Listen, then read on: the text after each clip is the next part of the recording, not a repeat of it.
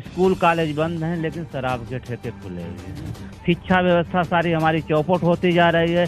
जहाँ पर न कोई विद्यालय प्राइमरी खोला गया, न जूनियर खोला गया, न हाई स्कूल खोला गया। देश की मीडिया जो दिखा रही है आप लोगों को बीजेपी सपा बसपा का कहीं नाम नहीं है, लेकिन बहुजन मीडिया आपके तमाम वो साथी जो जमीनी स्तर पर आपको जमीनी हकीकत दिखा रहे हैं, उनकी वीडियोज को देखें, शेयर करें और जन जन तक पहुंचाने में हमारी मदद भी करें। चुनावी महासंग्राम चल रहा है उत्तर प्रदेश के अंदर और आपको मैं दिखा रहा हूं उत्तर प्रदेश के विभिन्न जिलों से जमीनी हकीकत। देश की मीडिया जो दिखा रही है आप लोगों को बीजेपी सपा बसपा का कहीं नाम नहीं है, लेकिन बहुजन मीडिया आपके तमाम वो साथी जो जमीनी स्तर पर आपको जमीनी हकीकत दिखा रहे हैं, उनकी वीडियोज को देखें, शेयर करें और जन जन तक पहुंचाने में हमारी मदद भी करें। मैं हूं आज हरदोई के सांडी में। सांडी विधानसभा है ये 158, और यहाँ पर बहुजन समाज पार्टी के जो प्रत्याशी हैं कमल वर्मा जी, उनके मैं कार्यालय पर पहुंचा हूं और मेरे साथ कुछ यहाँ पर पदाधिकारी हैं।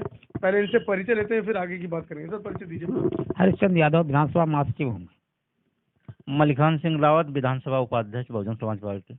वीरेंद्र कुशवाहा, विधानसभा अध्यक्ष, सांडी, बहुजन समाज पार्टी। ये तीनों जो हमारे साथी हैं इस समय, इनसे बात करेंगे हरदोई की क्या मुख्य समस्याएं हैं और बहुजन समाज पार्टी का उन समस्याओं पर कितना ध्यान केंद्रित है और क्षेत्र की जनता को क्या विश्वास ये दिलाना चाह रहे हैं या क्षेत्र की जनता से क्या ये अपील करेंगे इस यूपी चुनाव 2022 के मद्देनजर। सर बताएं, क्या समस्या है आपकी में? यहाँ सांडी विधानसभा में किसान, स्कूल के बच्चे, महिलाएं, हमारी माताएं बहनें सब असुरक्षित हैं। इसमें इस सरकार ने कोई महिला सुरक्षा, बच्चों की सुरक्षा कुछ नहीं की है। शिक्षा का हालत बहुत बदतर कर दिया है। बच्चों को राशन और बासन पकड़ा दिया है, जिसमें शिक्षा का स्तर इतना गिर गया है कि बच्चों को हम लोग घर में नहीं देखे, पूरी पढ़ाई बिल्कुल जीरो पहुंच गई है। और बात करती है सरकार महिलाओं की सुरक्षा की, जनता की, विकास की, और हमारे जो पूर्वजों, हमारे किसान भाई हैं, इनको कहती है ये उत्तर प्रदेश कृषि प्रधान देश है, लेकिन किसानों की वो हालत है, चौकीदारी करते करते खेतों की, मजदूर बहुत परेशान हैं, लोग परेशान होकर बीमार हो जाते हैं जिनके पास, और फिर भी खेत नहीं हमारे बचते हैं। घरों में हमारी माताएं बहनें जो पशु बचते हैं मवाना में, उसी चन्नियों में चारा खाते हैं, जिनको वहाँ भी परेशान होना पड़ता है। मुख्य मुद्दा पशुओं का है। किसान जो है इस समय बड़ी विपत्ति में है।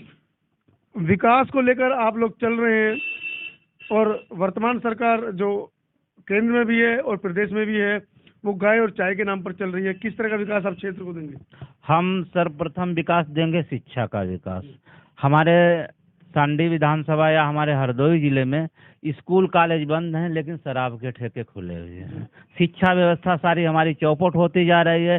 जब हम बिल्कुल अंगूठा टेक होंगे, अशिक्षित होंगे, तब न तो मैं अपने कर्तव्यों के बारे में जानूंगा, न ही किसी अधिकार के बारे में जानूंगा। जब हमारे पास शिक्षा होगी, कानून व्यवस्था होगी, महिलाओं का सम्मान होगा, तब हम देश और समाज का विकास कर सकते हैं। और हमारे क्षेत्र की मूलभूत समस्याएं, कृषि प्रधान क्षेत्र है, सबसे बड़ी।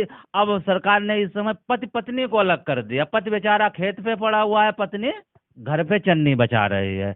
तो इससे क्या है, गवर्नमेंट कह रहे हैं मैं किसानों के लिए, अपने नौजवानों के लिए राशन दे रहा हूँ।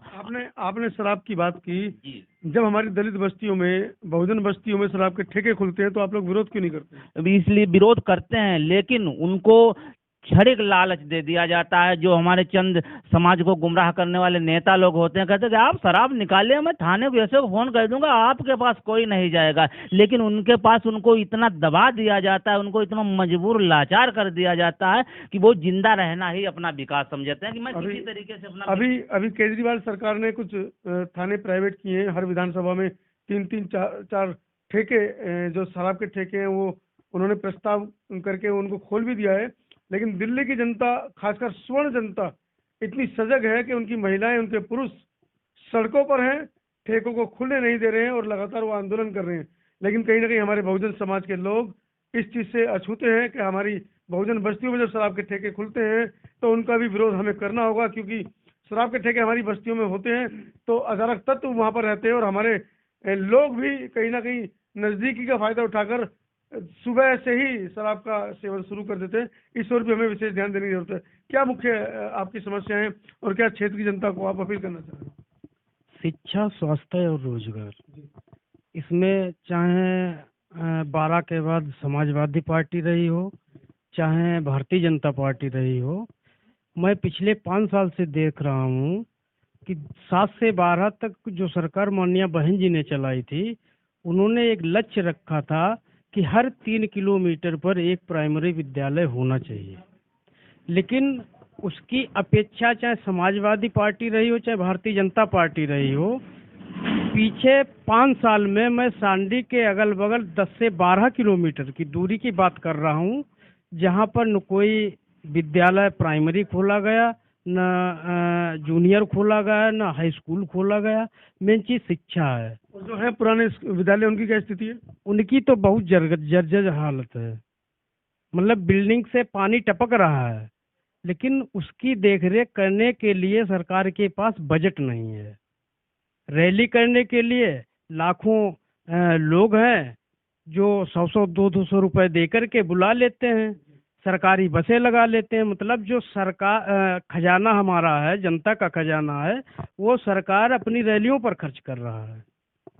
तो इस बार जैसा कि सुना आपने, क्षेत्र की जनता का भी विचार सुना, और जो यूपी चुनाव 2022 है उसका मेन मुद्दा है विकास, शिक्षा, चिकित्सा, रोजगार। माननीय बहन जी के ऊपर ये अक्सर बसपा के ऊपर भी ये आरोप लगते हैं कि वो अपना कोई एजेंडा नहीं बताते हैं। माननीय मिश्राई से भी अभी कुछ दिन पहले मीडिया कर्मियों ने सवाल पूछा कि आपने अपना एजेंडा नहीं बनाया है, प्रोस्पेक्टस नहीं बनाया है, जनता को क्या आप लुभावने बातें दे रहे हैं।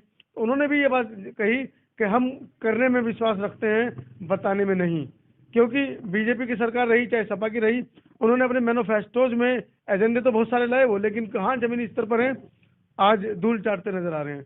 तो बसपा की सरकार आती है तो मैनिफेस्टो नहीं लाती है, बहन जी करने में विश्वास रखती हैं। चंद दिनों में आपके यहाँ वोटिंग है, खासकर हरदोई की जनता से मैं यहाँ पर अपील करना चाह रहा हूँ, आपको अपने वोट का सही प्रयोग करना है। डॉक्टर अम्बेडकर बड़ी मुश्किलों से अंग्रेजों से हमारे लिए अधिकार छीन कर लाए थे, उस अधिकार का आप प्रयोग कैसे करते हैं। आगे भविष्य में आपको अपने बच्चों के लिए भी चिंता होगी, अपने लिए भी चिंता होगी, उसके लिए सोच समझकर अपने मताधिकार का प्रयोग करें। मैं हूं मनोज अंतानी, आज हरदोई सांडी से अपने सहयोगी रणवीर के साथ।